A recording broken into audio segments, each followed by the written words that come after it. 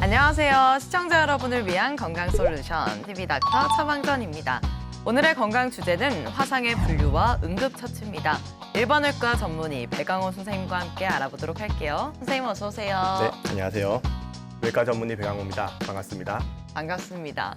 선생님 먼저 이 화상 어떻게 종류별로 구분이 되고 각 종류마다 어떤 특징들이 있는지 알고 싶어요. 화상은 크게 1도, 2도, 3도로 분류합니다. 1도 화상은 피부 표면층에만 손상이 있으며 붉어지고 통증이 발생하지만 물집은 생기지 않는 상태입니다. 일반적으로 햇빛에 빨갛게 탄 정도로 보시면 됩니다. 2도 화상은 표피와 진피 일부까지 손상되어 물집이 생긴 상태이며 심한 통증을 동반합니다.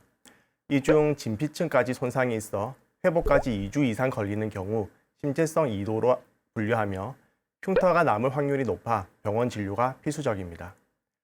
3도 화상은 피부 전층이 손상을 넘어 피하 지방층까지 손상된 상태로 피부가 하얗게 변하거나 상처 부위가 가죽처럼 보이는 가피가 만들어집니다. 통증을 느끼는 신경이 거의 파괴되어 오히려 통증이 거의 느껴지지 않는 것이 특징입니다. 자연 치유가 어려워 피부 이식이 필요한 상태입니다. 네. 그리고 다양한 원인으로 인해서 화상을 입은 후에 내원을 하실 것 같은데 어떤 원인과 상황에서 주로 이 화상이 발생하게 되는 건가요? 화상이 발생하는 원인은 단순히 뜨거운 물체에 닿는 것뿐만 아니라 무척 다양합니다. 열, 화학물질, 전기 등에 의해 발생할 수 있으며 가정에서는 뜨거운 물이나 기름, 불꽃, 뜨거운 물체에 의한 직접적인 접촉 등이 흔한 원인입니다. 그 외 주로 넘어지면서 발생하는 마찰 화상이나 겨울철 전기장판이나 핫팩에 의한 저온 화상이 있습니다. 특히 울산은 도시 특성상 산업 현장에서 발생하는 화재 등으로 화상이 생겨 치료를 위해 방문하시기도 합니다. 또한 교통사고, 전기 합선 등에서도 심한 화상이 생길 수 있습니다. 특히 어린이나 노약자는 실수로 인한 화상 위험이 높아 주의가 필요합니다. 네, 그렇군요. 지금부터는 본격적으로 이 화상의 분류에 맞춰서 대처법을 알아보겠습니다. 이 화상을 입었을 때 어느 정도에서 병원을 가야 하는지가 헷갈릴 때가 꽤 있거든요. 이 1도 화상 시에는 어떻게 대처를 해야 하는 게 좋을까요? 경미한 1도 화상은 차가운 물로 최소 10에서 20분간 냉각하여 열을 식히는 것이 중요합니다. 얼음에 직접 접촉은 피하고 깨끗한 천으로 가볍게 덮어 감염을 예방합니다. 대부분 일주일 전후로 자연 치유가 되는 경우가 대부분입니다. 그럼 2도 화상의 경우에는 어떻게 처치를 하는 게 좋을까요? 2도의 경우에는 물집이 생기지 않나요, 선생님? 가장 먼저 뜨거운 옷이나 물체를 신속히 제거하고 찬물로 열을 식혀야 합니다. 2도 화상의 특징인 물집은 절대 임의로 터뜨리지 마세요. 물집이 터지면 감염 위험이 커지고 상처가 3도 화상으로 악화될 수 있기 때문입니다. 만약 물집이 터졌다면 멸균 꺼즈나 비접착성 드레싱으로 상처를 보호한 뒤 병원을 방문하셔야 합니다. 병원에서 적절한 소독 치료와 관리를 하면 대부분 큰 흉터 없이 회복되지만 혹시 화상 부위가 손이나 얼굴, 목과 같은 관절 부위에 생겼을 경우 추후 흉터로 인한 구축이 발생할 수 있으니 꼭 전문 치료가 필요합니다. 네, 피부 손상의 깊이에 따라서 1도, 2도, 3도로 구분되는 화상. 각각의 정도에 따라서 증상과 치료법이 다르기 때문에 화상이 일어난 원인과 증상을 잘 파악해서 올바른 응급처치 받는 게 중요하겠습니다. 똑똑쌤 도와주세요. TV닥터 처방전, 지금부터는 개인 맞춤형 처방전을 받아보도록 하겠습니다. 먼저 첫 번째 사례자부터 만나볼게요. 안녕하세요. 저는 최근에 저의 부주의로 인해서 큰 화상을 입을 뻔한 경험이 있습니다. 잔악깨나 불조심 이 말을 저는 이제 달고 사는데요. 혹시 모를 경우에 대비해서 3도 화상에 대한 응급조치법이 매우 궁금해졌습니다. 전문적인 조언을 받고 싶어요. 라는 사연 보내주셨네요. 이 3도 화상 발생 시에 즉시 해야 할 응급조치 알려주시죠.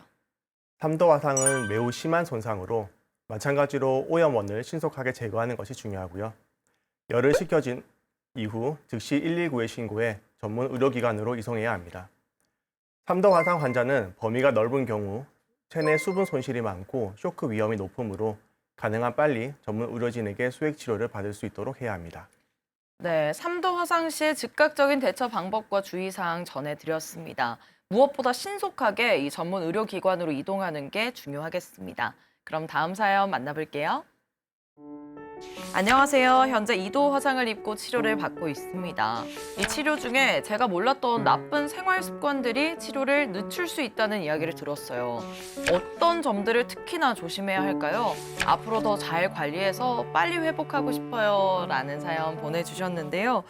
화상 치료 중에 잘못된 생활 습관은 어떤 게 있고 또 주의해야 할 점은 어떤 게 있을까요?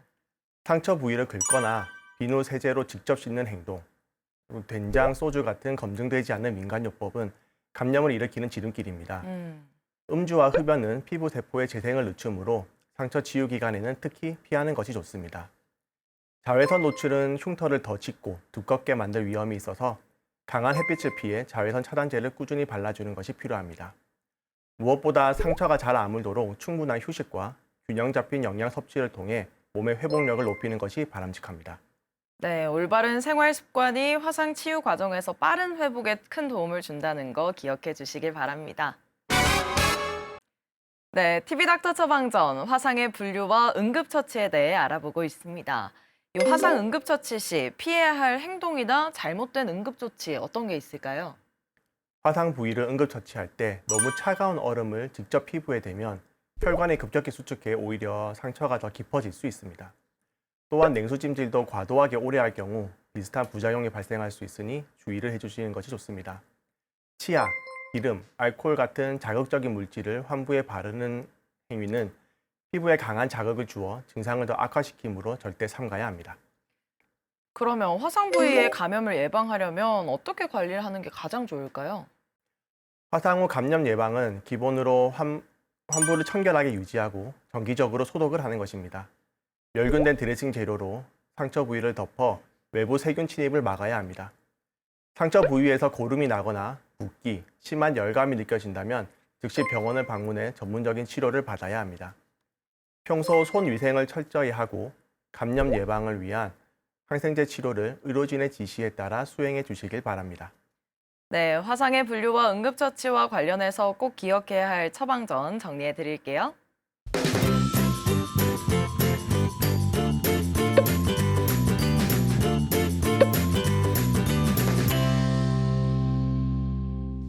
네, TV닥터 처방전. 오늘은 화상의 분류와 응급처치에 대해 알아봤습니다.